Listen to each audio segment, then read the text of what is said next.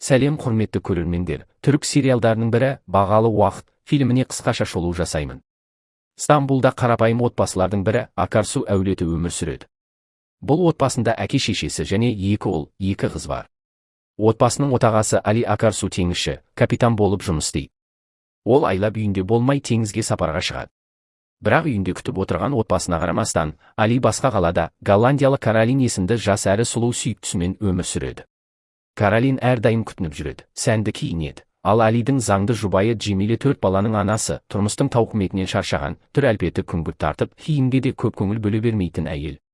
Ерлі-зайыптылардың арақатынасы салқын, бұл жағдай Джемилені қатты алаңдатады. Кезекті сапардан оралған Али қиын таңдау алдында қалады, отбасында қалу немесе Каролинмен бірге болу. Ол бұрынғыша екі жақта өмір сүре беруді қалар еді. Алайда Каролин нақты талап қояды, не ажырасып, онымен бірге болуды, немесе оны мүлдем жоғалтатынын айтады. Бір күні Джемиле күйеуінің сүйіктісінен келген бейтаныс тілде жазылған хатты тауып алады. Ол хаттың мазмұнын түсіну үшін көршісінен аударып беруді сұрайды. Алидің ең кенже ұлы 5 жастағы Осман әкесін ерекше жақсы көреді. Мете мен Айлин мектепте оқиды, алайда олардың да өмірі қиын, әсіресе Мете жиі төбелеске ұрынады. Үлкен қызы Берин университетте оқиды. Ол Хаканнан аулақ болуға тырысса да, Хакан түрлі жолдармен көңілін табуға ұмтылды. Бериннің сезімі болмағандықтан бұл әрекеттер оны шаршатты. Бір күні университет асханасында Хакан мен Ахмет жанжалдасып қалды. Ахмет Беринді қорғап, Хаканға қатаң жауап берді. Осы оқиғадан кейін Берин мен Ахмет жақын таныса бастады. Ахмет заң факультетінің жоғары курс студенті. Балдар әкесін жек көреді, себебі Али өте қатал әрі ызақор адам.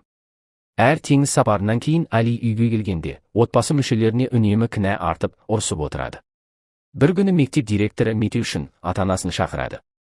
Бұған ашуланған Али үйінде тағы да жанжал шығарады. Барлық балалар әкесінен қатты қорқады, өйткені оның қол көтеретіні бар. Бірақ ұзақ уақыт бойы үреймен өмір сүрген балалар енді әкесіне қарсы тұра бастайды. Ақыры Али отбасынан кетіп Каролинге баруға шешім қабылдайды. Али ертеңінде кіші ұлы Османды ертіп інісі Кемалдың үйіне барады. Бұл үйде олардың анасы Хасифе тұратын. Анасының қасында отырып әңгімелесіп отырған кезінде Али кенеттен қалтасын қарап, ішіндегі заттарын тексермек болады. Алайда ол маңызды бір нәрсенің жоқ екенін аңғарады. Каролиннің жазған хаты ғайып болған. Қалтасын асыға ақтарып, іздегенімен еш жерден таппайды. Жүрегіне алаң кіріп, дереу үйіне оралуды ұйғарады. Осы уақытта Джамилеге құрбысы үйіне келеді, оған әлгі хатты көрсетеді. Құрбысының қызы хаттың мазмұнын түрік тіліне аударып жазып берген еді. Бірақ бұл жай ғана хат емес болып шықты. Хатта ғашықтық сезіммен таңдауға қатысты сөздер жазылған. Хаттың мәнін түсінген Джамиле көз жасына ерік беріп, ауыр күйге түсіп, кенеттен есінен танып құлап қалады. Құрбысы оның есін жиғызып, өзін қолға алып, отбасының берекесін сақтауға кеңес береді. Бір шама уақыттан соң Али де Османмен бірге үйге кіреді. Ол бірден жатын бөлмесіне барып, киімдердің арасынан әлгі хатты іздей бастайды. Джамиле оның абыржығанын байқап, не іздеп жатқанын сұрайды. Али оған жай ғана бір қағаз туралы сұрағандай кейіп танытады, алайда Джамиле сыр білдірмей, ештеңе көрмегенін айтады. Осы кезде мектепте Мете Неджати есімді балаға қайта тап болады. Неджати оның намысына тиетін сөздер айтып, арандатуға тырысады. Бұл жағдай Мете үшін ауыр тиеді, ол кек қайтаруға бел буады. Кешкі ас кезінде Мете дастархан басында болмайды. Ол үйге кешігіп, үнсіз ғана бөлмесіне кіріп кетеді. Себебі ол Неджати екеуі төбелесіп қалған еді. Джамиле ұлының бұл қылығына алаңдап, ашуланады да, жолдасы Алиге балалармен жақсы қарым-қатынаста сөйлесуі керектігін ескертеді. Сондай-ақ ол Алиге жатын бөлмеге келуін сұрайды, өйткені маңызды әңгіме бар еді. Али бөлмеге кірген сәтте, Джамиле оған тура сұрақ қояды.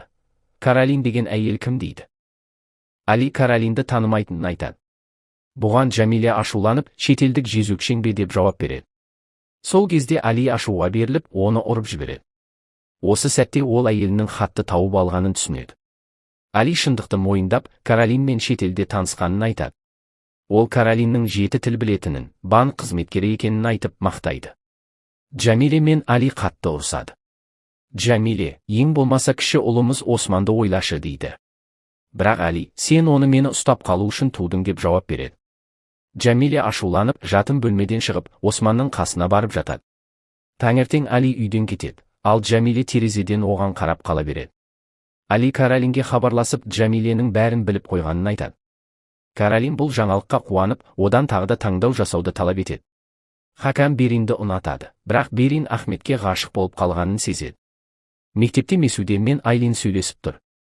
Месуде оны бір кешке шақырады, бірақ мектеп формасымен келмеуін сұрайды. Ол кешті бай адам ұйымдастырып жатқанын айтады. Али інісі Кемалдың жұмысына барады. Кемал кеден қызметкері болып жұмыс істейді. Нариман келіні Хасифенің зейнетақысын ай сайын алып отырады. Хасифе жолай Джамиленің үйіне соғады. Оның көңіл күйінің жоқтығын байқап, Османға ақша беріп, дүкенге жіберіп, Джамилемен оңаша сөйлеседі. Джамиле енесіне болған жағдайды айтып, Алидің көңілдесі бар екенін, және олар бір жылдан бері байланыста екенін жеткізеді. Хасифе баласының бұл әрекетіне ашуланып, Джамилені қолдайтынын айтады. Каролин Алидің жұмыс орнына хабарласады. Оған бір қызметкер Али кеңседе жұмыс жасамайтынын, тек теңіз капитаны екенін айтады.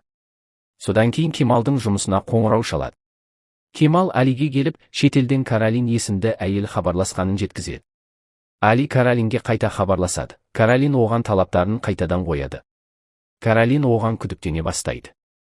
Кешкі аста Кемал дастархан басында Алидің шетелдік әйелден қоңырау келгенін айтып, оның көңілдесі бар екенін айтады.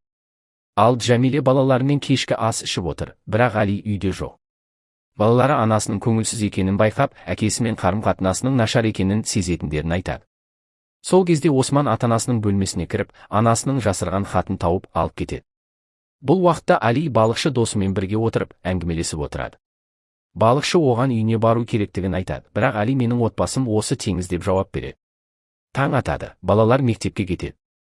Мете Айлиннің сөмкесінің томпиып тұрғанын байқап, не бар екенін сұрайды. Айлин жай ғана кітаптар екенін айтады. Бірақ Мете сенбей сөмкесін тартып қалып, ішінен қызыл көйлекті көреді. Бұл Бериннің көйлегі еді. Айлин оны рұқсатсыз алып, кешке киіп бармақшы болған еді. Бұған ашуланған Мете көйлекті жыртып тастап, сабаққа баруын талап етеді. Айлин ренжіп тұрғанда, қасына Месуде келіп, оны өзімен бірге кешке алып кетеді. Хакан үнемі Беринді бақылап жүреді. Сол кезде Ахмет студенттерді митингке шақырып, Америка империализмі жойылсын деп ұрандайды. Полиция келіп Ахметті ұстайды. Студенттерді қатарға тұрғызып, үгіт қағаздарын іздей бастайды. Ол қағазды Берин Ахметтен алып, өз сөмкесіне салып қойған еді. Полиция оның сөмкесін тексергелі тұрғанда, Хакан араласып, Берин оның болашақ қалыңдығы екенін, ал өзі ішкі істер министрлігінде істейтін адамның ұлы екенін айтады. Полиция екеуін жібереді, бірақ Ахметті алып кетеді. Айлин көңілсіз, өйткені мектеп формасымен кешке келген. Ал Месуде сәнденіп, әдемі киініп алған, оның мақсаты Сонерді өзіне қарату еді. Бірақ Сонер Айлинді байқап, оның бояусыз табиғи сұлулығына қызығып, биге шақырады. Бұл кезде Хасифе кеме ішіндегі Али ұлына келіп шетелдік әйелден бас тартып, отбасын сақтауды талап етеді. Ол оған Кемал мен Нариманнан ұялып елге күлкі болмайық деп, кешкі асқа ештеңе болмағандай жиналу керектігін айтады. Кейін енесі келіп Джамилеге әдемі дастархан жасап, Алиді қуантуды және өздерін қонаққа шақыруды ұсынады. Кеш біткеннен кейін Сонер көлігімен Айлин мен Месудені үйіне дейін шығарып салады. Ол Айлиннен тағы кездесуді сұрайды. Мұны көрген Месуде ренжіп, кәрі шалдың саған не керегі бар деп Айлинмен ұрсып қалады. Хасифе Кемалға отбасымызбен жиналып, Алидің үйіне барамыз. Олар бізді кешкі асқа шақырып күтеді дейді. Бұл уақытта полиция Ахметтен үндеу қағаздарын қайда жасырғанын сұрап тергеп жатыр. Али кешке үйіне келеді. Сол уақытта оның анасы, інісі және келіні бәрі жиналып, дастархан басында отырады. Бір кезде Осман әпкесі Беринге өзінің салған суретін әкеледі. Кемал суретті көргісі келіп, оны қолға алады да артындағы Каролиннің хатын оқып қояды. Бәрі үнсіз қалып, ыңғайсыз күйге түседі. Балалар әкесіне қарап қалады. Ал осы кезде Каролин пойыздан түсіп, Стамбулға келеді.